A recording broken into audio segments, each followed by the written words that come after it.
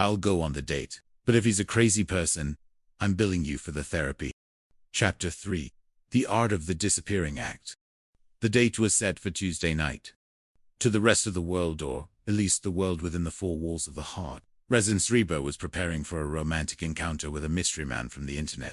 She spent an hour in the bathroom, the shower running, the scent of expensive perfume wafting under the door. In reality, Reba was sitting on the edge of the bathtub, reading a paperback thriller and eating a sleeve of crackers she'd hidden in the vanity. "Mom, you ready?" Cheyenne knocked on the door. "Mr. Wonderful is waiting." Reba stood up, smoothed her skirt, and checked her reflection. She looked good. She looked like a woman who was going to meet the love of her life. She felt like a woman who was about to pull off the greatest heist in history, stealing 4 hours of her own life back. I'm coming, Reba called out. She walked out into the living room, where the entire family had gathered like they were watching a space shuttle launch. Even Brock was there, leaning against the mantel with a look of feigned indifference that fooled absolutely no one. "You look nice, Reba," Brock said, his voice a mix of genuine compliment and lingering possessiveness. "A little much for coffee, isn't it?" "It's not just coffee, Brock, it's a latte," Reba said, winking at Van. "Wish me luck." As the door clicked shut behind her, Reba didn't head for the trendy coffee shop Barbara Jean had suggested. She headed for the public library. She spent 3 glorious hours in the back corner of the history section. No one asked her where the socks were. No one asked her to settle a dispute about the remote control. No one called her Mom or Mrs. H. It was better than any date she'd ever been on. When she returned home, she made sure to look slightly flushed.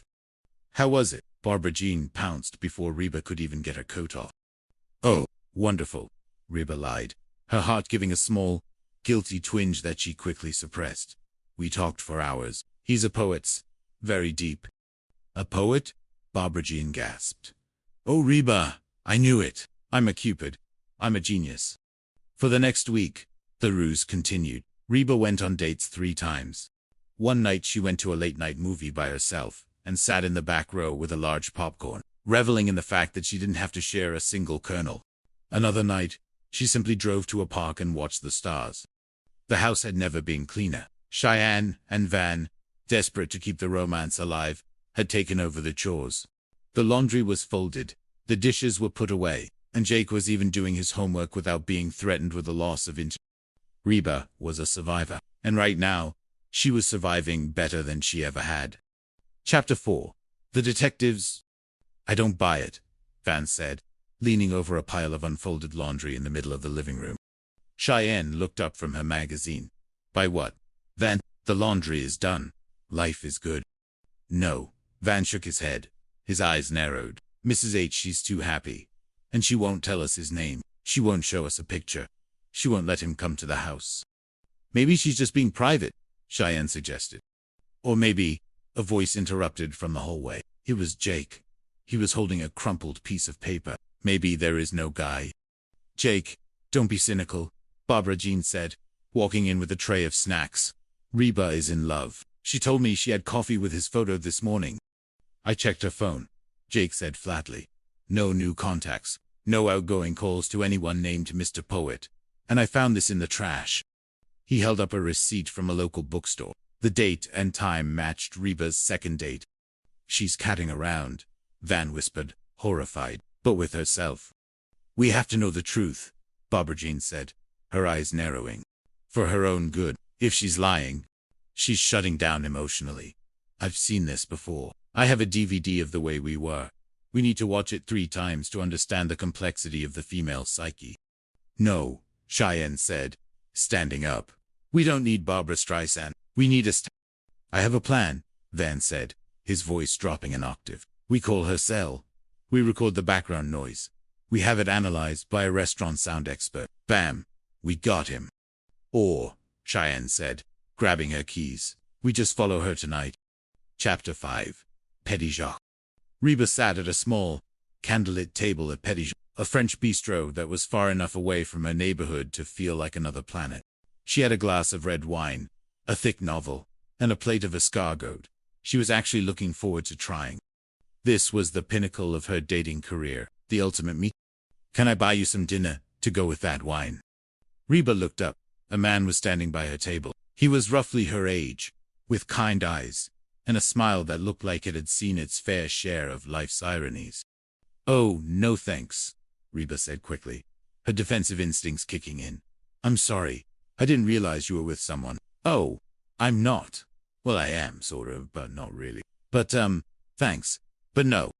The man chuckled. "Something tells me you're going to have a hard time deciding on an entree, if you're that conflicted about a conversation." "I'm just enjoying my own company," Reba explained, gesturing to her book.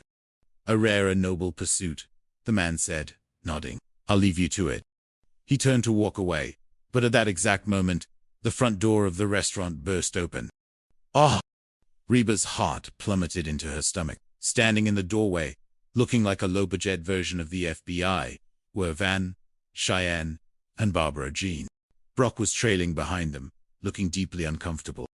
"What are y'all doing here?" Reba hissed, standing up so fast she nearly toppled her wine. "You're going to ruin my date." "Oh, yeah," Van shouted, pointing at her empty chair. "It was such a great date. How come you're reading a book? And where is he, Mrs. H? Where's the poet?" He's in the bathroom," Reba lied, her eyes darting around the room in a panic. "Oh, Reba," Barbara Jean said, her voice dripping with pity. "I see through your facade. Your date stood you up. What kind of a guy has a chance to be with you and then leaves you at the table?" "Look, guys, my date did not stand me up." "Okay," Reba pleaded. "Well, we're not leaving until we meet him," Brock said, crossing his arms. "I want to see the man who's been keeping you out until 11 o'clock on a school night." Reba looked at the man who had just tried to buy her a drink. He was standing a few feet away, watching the spectacle with a mixture of confusion and amusement. She made a split-second decision. It was a terrible decision. It was a decision fueled by pride and a desperate need to not be the lonely woman her family thought she was. She walked over to the stranger and grabbed his arm. "Oh, okay," Reba whispered to him, her eyes wide and pleading. "I changed my mind. I want dinner. My name is Reba, and if you would pretend to be my boyfriend for 5 minutes, then they'll probably leave me alone and I'll pay for your meal. Go. Smile." The man blinked, looked at the angry mob near the door, and then looked back at Reba. A slow, mischievous grin spread across his face. "Challenge accepted," he whispered back. He turned to the family, his arm draped comfortably around Reba's shoulders. "Hi, sorry I took so long. You certainly know your way around a bar," he said to Reba, then looked at the others. "I'm Ted, Irina's boyfriend." "Irina?" Brock asked, his brow furrowed. "He calls me Irina, because I remind him of a Russian princess," Reba said, leaning into Ted with a sickly sweet smile. "That is so cute, right?" "I'm Brock, the ex," Brock said, stepping forward and extending a hand like he was preparing for a duel. "The shoes to fill." "Oh, yeah," Ted said, shaking his hand with surprising strength. "I've heard things." Chapter 6. The Canadian Bicycle Salesman. The next hour was a fever dream of escalating lies. "So, Ted," Barbara Jean said, leaning across the table they had all eventually squeezed into. "Reba hasn't really talked about you. So Well, my name's Ted," the stranger said, leaning back with an ease that Reba both admired and feared. "And I'm a bicycle salesman from Ottawa. I'm only in the States part." "Canada," Brock barked. "Land of scam artists." "I thought you were a writer." Reba said you were a poet. No, Ted corrected smoothly. "A bicycle rider." "You must have misheard her. I write manuals for bikes." "Oh," Reba added, sweating. "Yeah, bicycle writer. I'd never date a book writer. They're worse than musicians." "You're from Canada?" Cheyenne asked, her eyes wide. "But that's so far away. How do you and Mom make it work?" "It's a beautiful place," Ted said, looking Reba dead in the eye. "You'll like it, Reba? Really? What do you say? You want to get married?" Reba nearly choked on her wine. "Well, Ted, this is a little odd." No, she does not," Barbara Jean screamed. "I love this woman. You can't just take her to Canada." "Hey, Ed," Brock said, pointing a finger at Ted. "Well, I love her more, and if I can't have her, no one can." "Okay, you can have her," Ted said, putting his hands up in mock surrender. "Wait," Brock